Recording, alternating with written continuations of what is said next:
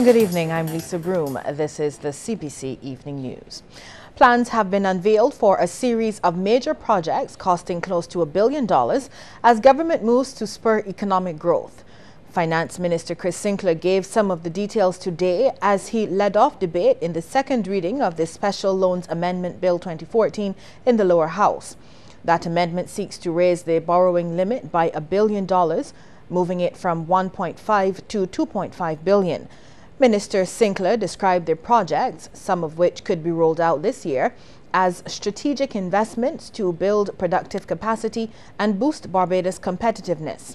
One of the priority projects, according to him, is a sewage treatment plant slated for the West Coast.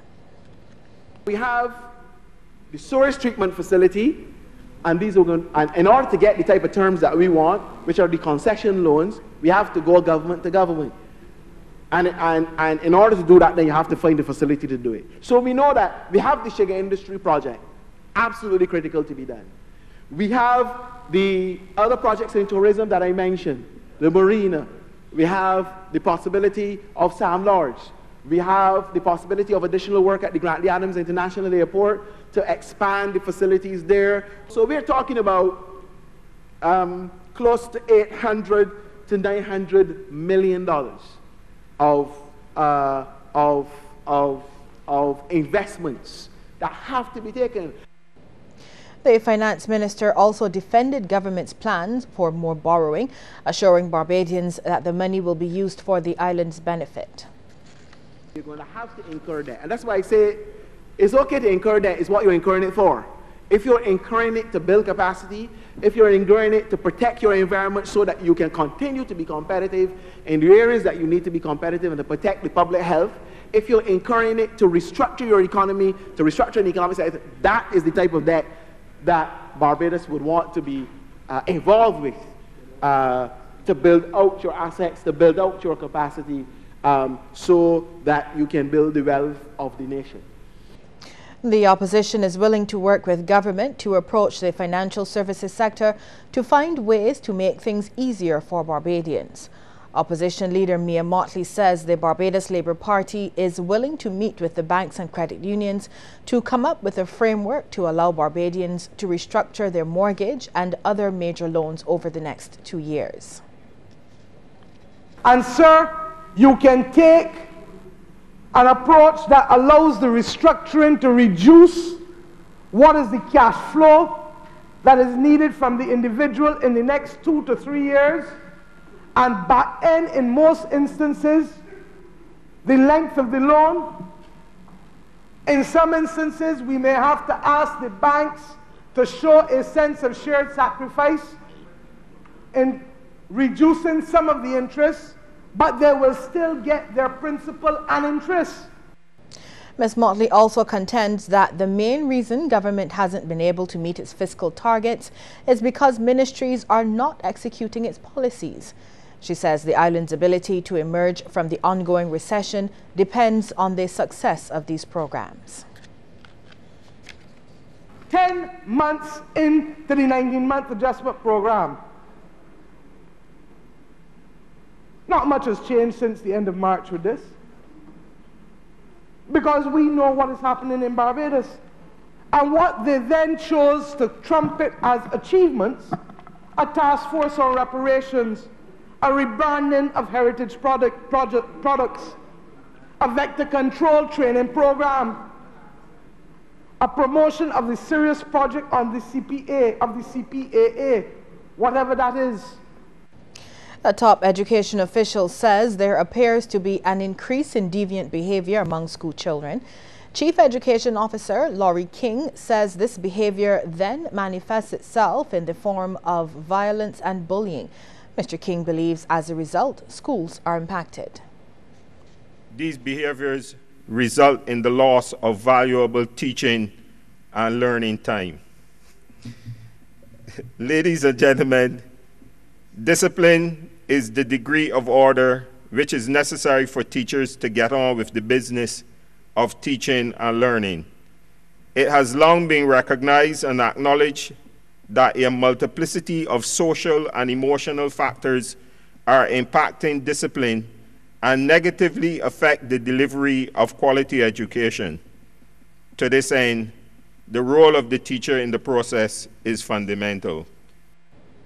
Mr. King shared the view at the opening of an education forum entitled Facing Tomorrow with Today's Students, the Stakeholders' Perspective at the Lloyd Erskine Sandiford Centre. The forum will heighten awareness of behavioral issues affecting schools and provide workable solutions. Minister of Education Ronald Jones wants efforts made to make students feel welcome at the various education institutions. He says he has heard reports from children who say they are tired of school. He wants a greater effort made to help those being led astray. I've seen the dastardly person, so-called, behave like a kitten when the right touch of love is given. I've seen it. We know every principal knows what to do. Every officer in the ministry knows what to do. But yet we are not doing enough. So the child that is sent home, that's the rules, yes. Maybe you've tried hard, not blaming. Is a child sent into further mischief. Well, tonight we introduce a new feature that allows us to hear directly from you. It's called Your Take, and this evening we'd like to know if you think bullying is a major problem in schools. Text yes or no to short code 8111. The results will be revealed at the end of the news. Police are investigating a fire at Venture in St. John. A 5-bedroom wood and wall house owned by Marville Wilkinson of number 3 Venture was destroyed by the blaze, which occurred around 8 this morning. The house was occupied by Marville's son Anderson, who was not at home at the time. 2 crews with 2 tenders, one from Bridgetown and the other from 4 Roads, responded to the fire. 2 more men are being sought by police in connection with serious criminal matters. The 2 are David Nathaniel Lynch, 20 years, alias Dede, Fox or Black Fox, and Michael O'Neill Beckles, 53 years, alias Mike. Lynch's last known address was Rogers Road, Ivy St. Michael. He is about 5 feet 7 inches in height, of slim build, dark complexion, and has a tattoo of the letter D on the right arm and the word Fox on his left hand. Beckles' last known addresses are Headley Road, Maxwell, and 2nd Avenue, Graham Hall Terrace, Christchurch. He is about 5 feet 6 inches in height, also of slim build, and is of dark complexion. He has a mustache and beard and a flared nose and thick, long dreadlocked hairstyles. These 2 men are advised that they can present themselves to the police, each accompanied by an attorney at law or a family member. Coming up after the break, a plea to parents.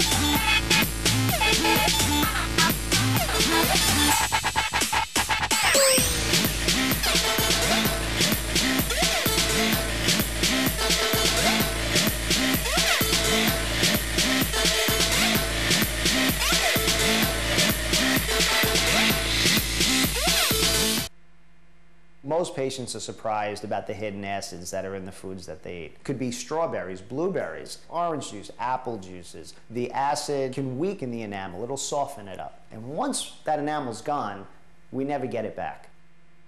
I recommend my patients use Pronamel as their everyday toothpaste. Pronamel helps to strengthen the enamel, makes it more resistant to wear. The beauty of using Pronamel is that we can continue to live that healthy lifestyle that we want to live. It's a win-win.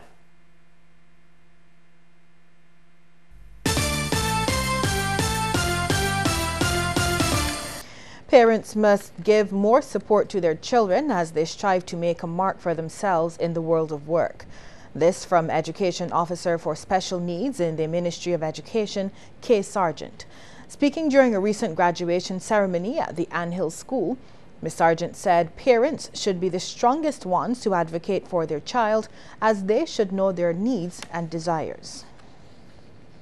Challenge their authority in a peaceful manner on behalf of your child.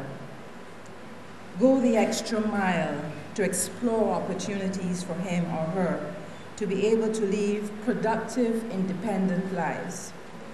Don't sit back. Don't wait. Don't wait on the government.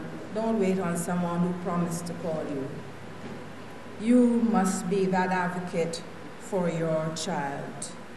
Knock on the doors, pound the pavement, ask that question. Principal of the school, Imelda Bell, wants more opportunities given to children with special needs so they can show their worth. Parents, your child continues to learn at their own pace, and they are discovering new things about themselves as they grow and mature. You don't have to do it on your own. Support each other and encourage each other with kind words and advice. Remember, there are also agencies who are willing to lend a hand to give you advice in areas that you might have some difficulties. For the third time in 4 years, a student from the Alfala Primary School has won the annual Republic Bank Right Start Primary School Speech Contest. 11-year-old Hafsa Chothia took the top spot in the contest, now in its 4th year. This year's contest was held at the Olympus Theatre and the theme was literacy. There were 6 finalists in all, with the other competitors from Charles F. Broome, West Terrace, St. Luke's Brighton, Lawrence T. Gay and St. Albans.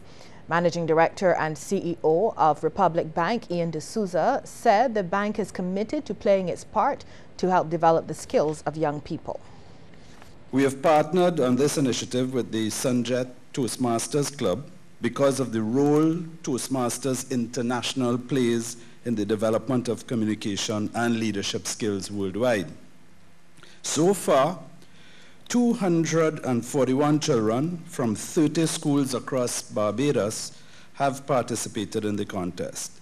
It is very encouraging that over the 4 years, several schools have returned to the competition, and each year we have been able to add a new school to the list.